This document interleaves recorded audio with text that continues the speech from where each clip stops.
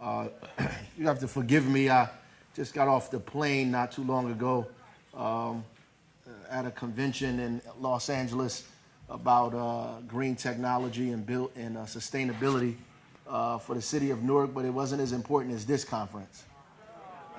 And I had to get back here to be a part of this. I want to thank the Black Issues Convention for returning to the city of Newark.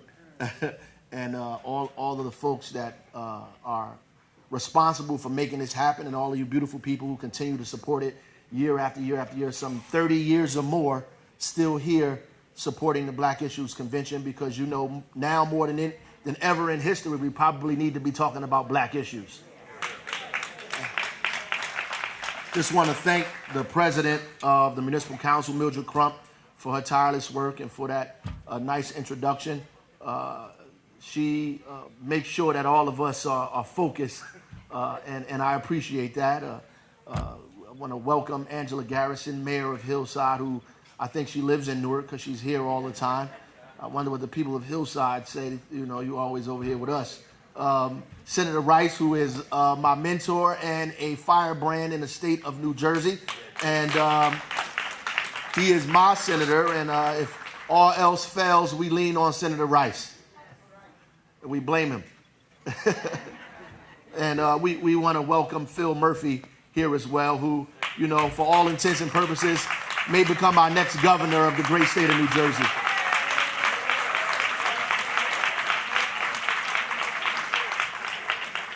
But I know what the title of the program is today, and I don't have any prepared remarks, so I hope God moves me this morning.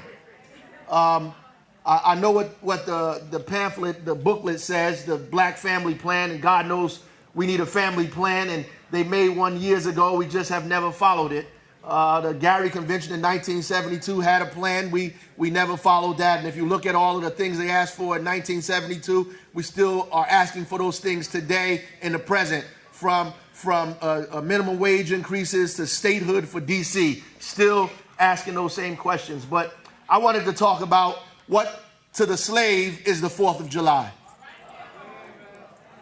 And that's what is on my heart this morning.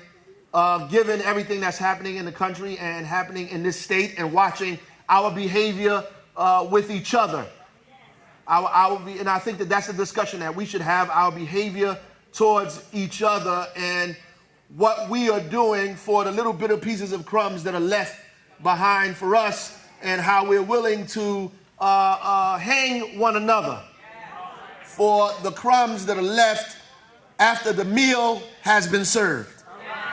And they called Frederick Douglass up to give a speech on the 4th of July. And the arrogance, you have to, the irony and the arrogance of them asking Fred Douglass to give a speech on the 4th of July when millions of his brethren were slaves. And so he gave a speech that's titled now, "What to the Slave is the 4th of July?" I know we celebrate it and we party and we eat ribs, and, you know, so don't get upset.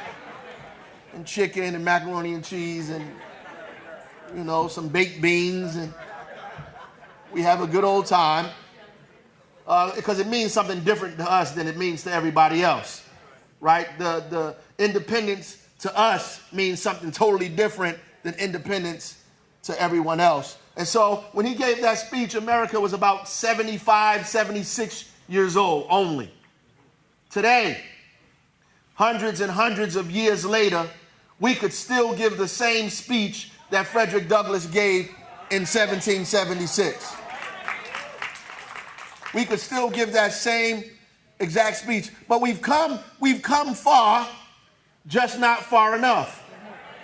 Right? And some people like to elaborate about how far we've come. So let's just start off. Let's just have as a pretext how far we've come. So if you go from 1617, or some say 1555, all the way to 1863 to the end of slavery, you're talking hundreds of years of physical bondage, right? Of physical bondage. And then after that, the sharecropping or the crop lien system that attached us to the plantation didn't end until 1930s. 1930s, that we were working for food, working for clothes, working instead of going to school, we had to work to put a roof over our head, to put food in people's mouths. And so we picked cotton even after cotton picking wasn't king anymore. We still had to pick it up into 1930s. It wasn't, and then we had to endure Jim Crow. We know Plessy versus Ferguson, Homer Plessy in 1896, a mulatto who said he was 1/8 black, who sat purposefully, not by accident, on a train, an all-white first-class train, and sued for saying that he should not have been kicked off the train and he should not have been arrested. Went all the way to the Supreme Court. The Supreme Court put in place in 1896, separate but equal, creating what we know as modern-day American apartheid. That's what happened. That didn't end until 1954. Brown versus Board of Education ended that in 1954. Now, I'm going to tell you a secret. In 1954, do you know in Baltimore, when Baltimore was going up in smoke because of what happened in Baltimore, the first school that went out and was on the news that you saw is a school called Frederick Douglass Academy. See how God works here? It's called Frederick Douglass Academy. Now, Frederick Douglass Academy is not any school. It is the school where Thurgood Marshall graduated from. So Thurgood Marshall graduated from Frederick Douglass Academy. And if you don't know who Thurgood Marshall is, then maybe we need to have it as an indictment on the public school system that we're involved in. That Thurgood Marshall was not only the best and finest lawyer this country has seen, he was also a graduate of Howard University. But Thurgood Marshall was the chief architect in Brown versus Board of Education. Now, I'm going to tell you something. Brown versus Board of Education desegregated the schools. But Frederick Douglass Academy is still today predominantly African-American, 90% African-American. In fact, 70% of black children in America go to school with other black children in America. So segregation is still alive and well in America and in New Jersey, which is the fourth most segregated state in the Union. New Jersey, fourth most segregated state. When I was at the conference in Louisville, they asked me, how could it be that we only have 17% of folks who live in the city of Newark with college degrees when the county has over 40% of people with college degrees? I said, that's because Essex County is segregated. And if you look at Milburn and Livingston and South Orange, those look completely different than Newark and East Orange and Irvington. That those cities are predominantly black, but also predominantly poor. That they're segregated by race and class in 2016, not 1954, in 2016. And so it wasn't let's go a little further. 1964 gave us public accommodations. It wasn't until 1964 that you had a right to sit at the lunch counter at Woolworth's or McCrory's or Bamberger's or Macy's in Newark, not in Mississippi or South Carolina or Alabama, in Newark, and Woolworth's and McCrory's right here in this city. It was still segregated. Now, if I'm wrong, because I wasn't around then, so maybe you should tell me if I'm right or wrong. 1964. Then a year after that, 1965, was the Voting Rights Act. Now, this ain't 100 years ago. That's what I'm trying to make it plain. 1965, you just got the right to vote. Not the 15th Amendment.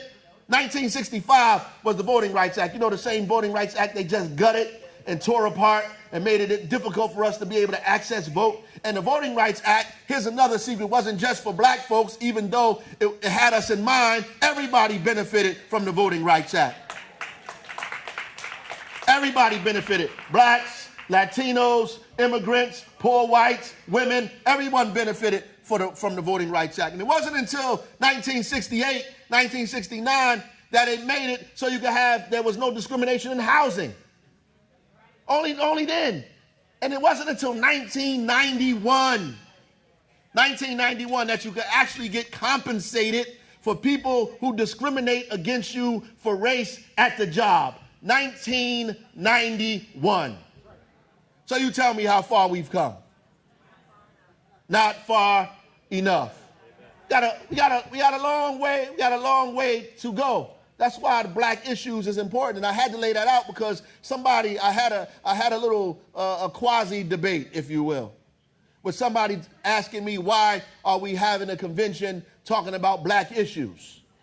You know, people get upset, just like people get upset when you say black lives, right? So they get upset when you say black issues because they feel left out. Well, I had to tell them we've been left out for 400 years, and so we got a lot of catching up to do. And because we got to catch up, right, we need to say that we matter, right? So just the way, when you say Black Lives Matter, it doesn't mean that nobody else matters. It means that we matter too, right? So when you say in order for all lives to matter, to make sense, you have to include all lives, and black lives is a part of all lives. That's why we have to say black lives, because black people getting shot at traffic stops. Not all lives getting shot at traffic stops. Black people getting strangled for cigarettes. Not all people getting strangled for cigarettes. Black lives are the people that are being affected by this. So it's important for us to say black lives. And I don't get mad at you when you say save the whales. I know you don't mean kill all dolphins when you say save the whales. I know that you love all animals. You just want to save the whales because the whales are becoming extinct. So you have to emphasize the whales, because I know you don't like. I know you're not upset at the sharks, the dolphins, the minnows, the poor swordfish and the jellyfish, and all the other fish in the ocean. That if you save whales, you don't mean an indictment on their other brothers and sisters in the ocean. That's why it's important for us to say black lives. So black issues are important. Why are black issues important in New Jersey? Because we're still dying disproportionately of every major disease that this country has to offer. Our kids are still performing worse than most kids in the state of New Jersey. That we're disproportionately in poverty. 40% of our kids in Newark grow up in desperate poverty. That's why these issues matter. It matters because we still segregated in the housing market. That there are folks who are above middle class who still live in neighborhoods because redlining still exists. Black lives, black issues matter because we still can't get banks to invest in communities of color outside of the downtown. That's why the issues matter, because our unemployment rate is too damn high. That's why black issues matter. Because too many of us are incarcerated. That's why black issues matter. Too many of us are homeless. That's why black issues matter in this state and in this country. It's important for us to say black issues. And if you're afraid, just say you're afraid. Just say you're afraid to say it. Don't get mad at other folks because they saying we need to go to a black issues convention. Don't get mad at us because we saying black issues convention. I'm talking like Frederick Douglass talked when he said that what to the slave is the 4th of July. So when everybody else is celebrating, we have to say, what is it to celebrate? What are we celebrating for? When everybody else is having a party, when we get invited to the party, we have to ask, what are we celebrating here? And are my issues important? And when we go to the polls all over America, we need to make sure we go to the polls at our own benefit. That the things that we want, that we need for our families, our communities are being upheld, that they're at the forefront. I'm going to tell you the Democratic Party is not the same. You can ask anybody else, but I'm going to tell you today. The Democratic Party is not the party of Clinton. It's not the party of Bill Clinton. It's not the same party. It's not even the same party of FDR. It's not the party of Kennedy. In fact, when FDR was the president of the United States, the Dixiecrats were still running around. It's not the same party. It's a different party. This is a party that was born out of Obama and progressivism. Now, I told you that. Now, I'm telling you, it's a different party. It's a different place. And the people are moving away from the party because we're moving in. There's nobody that can be elected, can win a Democratic primary in the nation without the black vote. Now, I'm going to tell you something else. I'm going to be more specific than that. There's nobody that can win the national Democratic Party nomination without the black women's vote.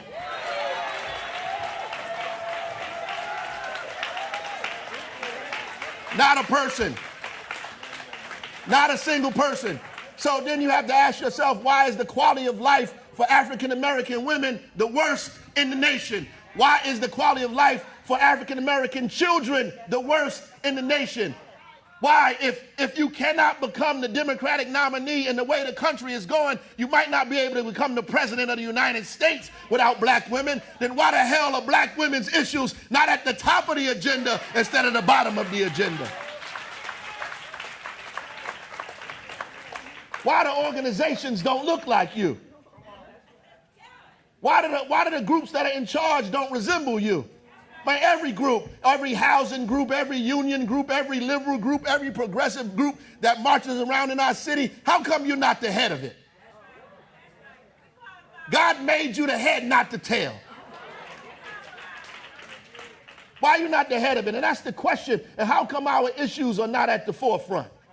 Black women made Obama the president. And they will make Hillary Clinton the president. And I know the press is here, quote me on that. I don't have a problem with it. That is a fact. In fact, it allows me to be able to go to 808 South 10th Street in my mother's house in peace when I go home, that she see that. Of all the things she don't like, she'll love that one. But it is a fact. And I'm going to tell you something different. I mean, else in New Jersey, you can't become the governor without black women.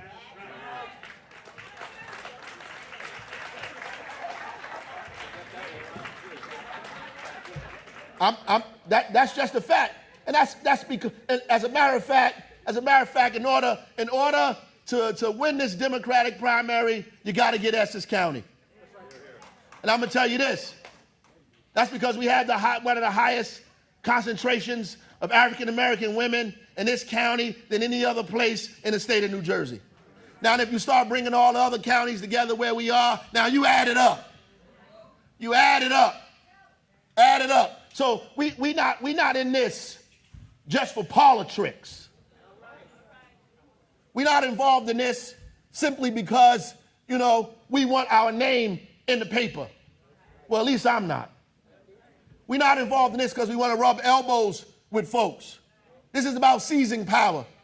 Seizing power not for yourself as an individual, but for your family. And sometimes seizing power for your family may not include you today.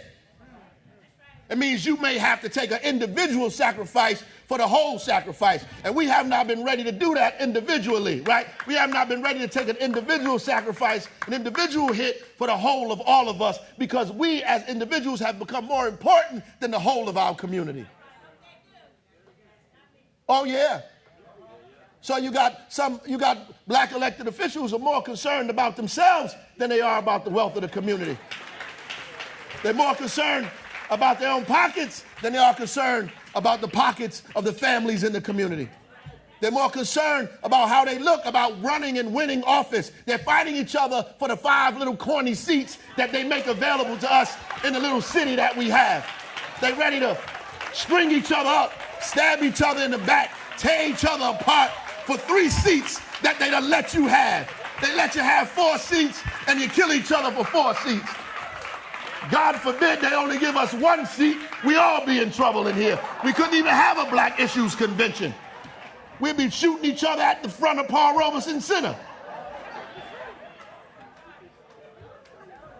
They give us 2 or 3 seats because we don't want it all. We just want something for ourselves. We don't want it all. They said, Baraka, get away from the port. What you doing down there? I'll give you 3 or 4 jobs and you can stay. I don't want 3 or 4 jobs. We tired of taking the crumbs. We want our fair share. We want our fair share. If we can't get our fair share, then we should take nothing. And because some of us are willing to take a little bit at the expense of everything, we get nothing. And we've been getting nothing for a very long time. For a very long time. I had a discussion, and I'm going to sit down. I had a discussion, and somebody said, about local control in Newark public schools, and we're going to talk about that tomorrow. They was like, why are you fighting now so hard for local control? You're going to, the Democrats will be in power soon. I said, hey, wait a minute. The Democrats were in power when they took the schools from us. They was in power. Christie wasn't the governor for 20 years. He wasn't the governor. Hey, that's true, too. But he wasn't the governor for 20 years. There was a bunch of other people up in there, too, who was responsible for our condition as well. So some of the misery is enough to go around. We could share a couple of people we could pass some of it on to as well. So we can never be sure what people are going to do for us. The question is not what people are going to do for you, is what you're going to do for yourself. Marcus Garvey said, up, you mighty nation, accomplish what you will. Up, you mighty nation, accomplish what you will. That's what he said. Elijah Muhammad said, do for yourself. Don't ask others to do for you what you can do for yourself. That's what he said, do for yourself. It's our job to create a family plan. It's our job to create an agenda. It's our job to create policies and say, this is what we want. Not 2 positions, not 3 jobs, not 4 things here. We need a plan.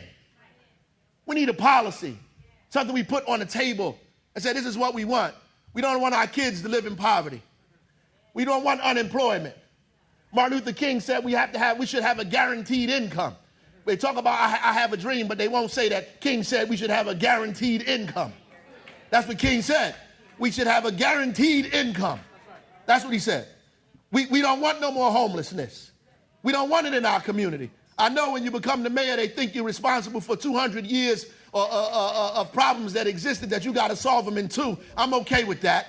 I'm okay with that. But the issue is all of us have to get involved in this fight. All of us have to get involved in this struggle. And if we do anything else before we get out of this Black Issues Convention, let's list what our issues are. Let's talk about what our issues are. Let's compile them. And I don't want you to think that this has never been done before, because it's been done many, many, many times. But this time, let's go to the table with our issues. Let's go to the table with our agenda. And let's go together with our issues and our agenda and say, this is what we want. And try desperately to put our differences aside. Try desperately to put our differences aside. We have to. We have to. We have no other choice. In 1860, at the heart of slavery, 4 million slaves in America was responsible for 60% of America's wealth. In 1860, 4 million slaves were responsible for 60% of America's wealth, which means the country became rich because of our burden. Stony the road we tried, bitter the chastening rod. That this country is wealthy because we were slaves. And they're still benefiting from slave wealth. Today, they passing it down from generation to generation to generation to generation. And you can't even pass anything down to your children. You 2 checkbooks away from poverty yourself. Walking around like you got everything covered. You miss 2 paychecks, you in trouble. You 2 blocks from Prince Street, right around the corner from Dayton Street Projects. You miss a few meals, you in trouble.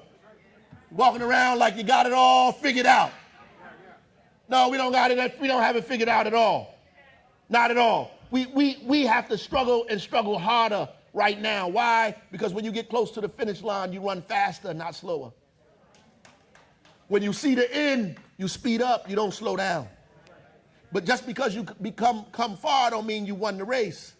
We've been in the basement so long, when we get to the first floor, we think we're on the roof.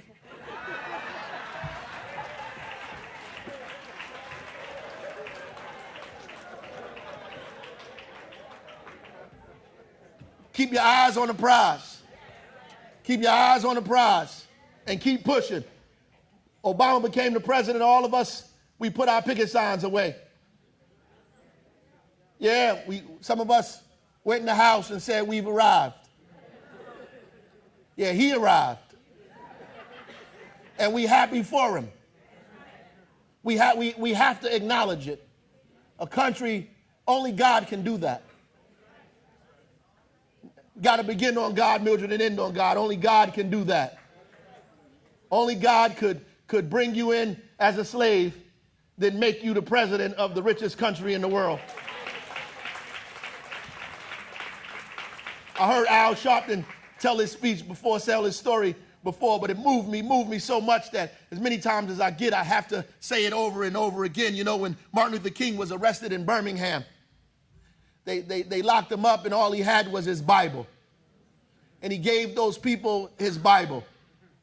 The jailer took his Bible, didn't know whose Bible he had actually taken, and where God would take that Bible. That Bible survived that Birmingham jail. It survived the Selma March. The Bible survived Brown versus Board of Education. It survived all of this stuff. It survived Jim Crow, I should say. It survived the Voting Rights Act. It survived all of this stuff up until where we are today. And that same Bible that King went to jail and gave that jailer to wound up at the White House at the inauguration of the first African-American president in the United States. And he put his hand on that Bible and swore himself to be the most powerful man in the United States and in the world. The same Bible that with the king in jail and at the state of nothing became the most powerful Bible in the world. That jailer many, many years ago who locked King up and took away his Bible didn't know that Bible had a journey. Didn't know that Bible had an intention. Didn't know that Bible had a destination. Didn't know that Bible was God's Bible. And that God would take that Bible through all of that pain and destruction and humiliation and put it there at the seat of power to say, only I am God.